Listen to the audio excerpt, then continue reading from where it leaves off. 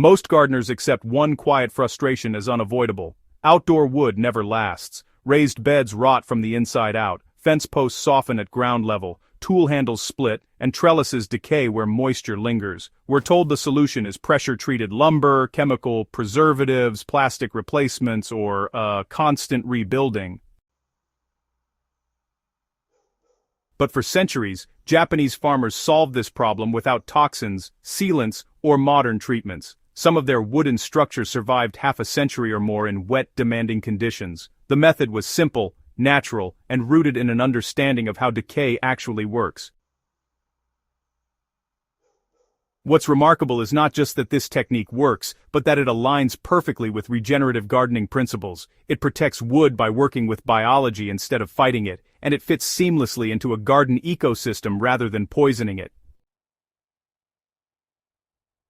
Once you understand the logic behind it, you'll start seeing every raised bed, stake, and post differently. Why does outdoor wood fail so quickly in modern gardens? Well, wood doesn't actually rot because it's weak. It rots because fungi and bacteria are given everything they need to thrive: moisture, oxygen, and a food source. These three things are really the trifecta that drive decay. In most gardens we, unknowingly create perfect conditions for rot by burying untreated wood directly into damp soil, splashing irrigation water onto it every single day, and trapping moisture against its surface with mulch or compost. Chemical treatments try to poison the organisms responsible for decay, but honestly, they don't address the underlying moisture cycle. Once cracks form or chemicals leach out, rot just resumes. Japanese farmers approached the problem differently. Instead of trying to kill decay organisms, they altered the wood itself so those organisms couldn't easily take hold. The ancient technique known as surface carbonization. The method is often referred to today as shosugi-ban, though farmers historically used variations of it without formal names. The principle is simple: lightly char the surface of wood using controlled fire. This creates a thin layer of carbon that fundamentally changes how the wood interacts with water, microbes, and insects. So, carbonized wood becomes hydrophobic at the surface, meaning it actually resists water penetration. And without constant moisture, decay fungi really struggle to colonize. The char layer also removes those easily digestible sugars from the surface, making the wood a lot less attractive to microbes and pests. Importantly, this process doesn't rely on chemicals or coatings that, break down over time. It actually alters the wood itself. Japanese farmers use this technique on fence posts, rice field borders, storage sheds, and garden structures that were exposed to rain and soil contact all year round. When it's done the right way, carbonized wood can actually last for decades longer than regular untreated lumber. It's pretty impressive how much of a difference that treatment can make.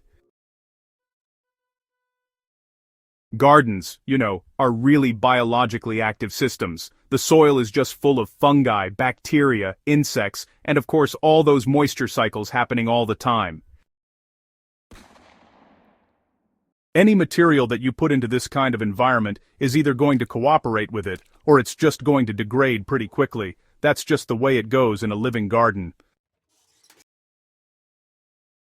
So, carbonized wood sits in this unique middle ground. It doesn't poison soil life, but, it also doesn't really feed it all that easily. The charred surface acts kind of like a stable carbon layer, similar to biochar, but it's fused directly to the wood. This slows water absorption, helps buffer temperature swings, and it resists microbial breakdown. Unlike paint or sealant, this stuff won't peel or trap moisture underneath. Instead, it breathes just enough to stay stable. For raised beds, this means the interior faces exposed to wet soil resist rot far longer. For posts and stakes, the ground contact zone becomes dramatically more durable, and for trellises and frames, repeated wet-dry cycles no longer accelerate decay. This isn't about burning wood into charcoal. The goal is a controlled surface char, not structural damage. Dry, untreated wood works best. Softwoods like pine, cedar and fir respond especially well, which is important since these are commonly used for garden structures. So, the surface is exposed to flame until it darkens and cracks just a bit, creating a carbon layer that's a few millimeters deep. Once it cools down, you simply brush off any loose ash, and what you're left with is a hardened, blackened surface. Some farmers, historically left the wood just as it was, while others went ahead and sealed it with natural oils to further stabilize that char layer.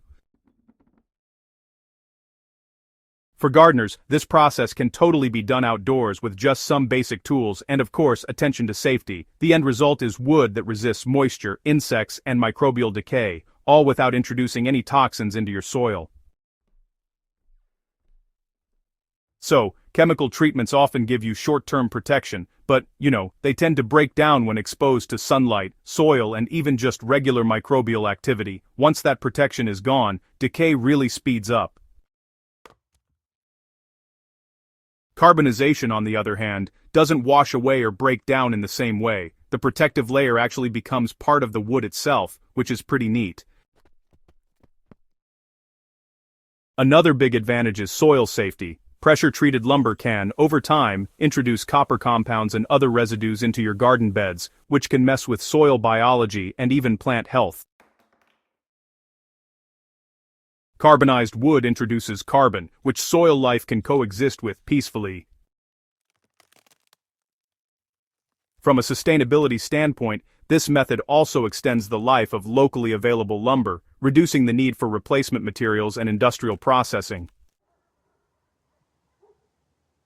This method is especially valuable for raised bed walls, bed corners, posts, stakes, trellises, compost bin frames, and any structure that touches soil or receives frequent irrigation. So, it's less critical for overhead structures, but honestly, still pretty beneficial wherever there's constant moisture exposure. Gardeners who practice no-dig or heavy mulching methods will, definitely see even greater benefits, since moisture retention is really high in those systems. Carbonized wood just holds up where untreated wood, fails the fastest. As industrial materials became cheap and widely available, traditional practices were dismissed as outdated, chemical solutions promised convenience, and generational knowledge faded.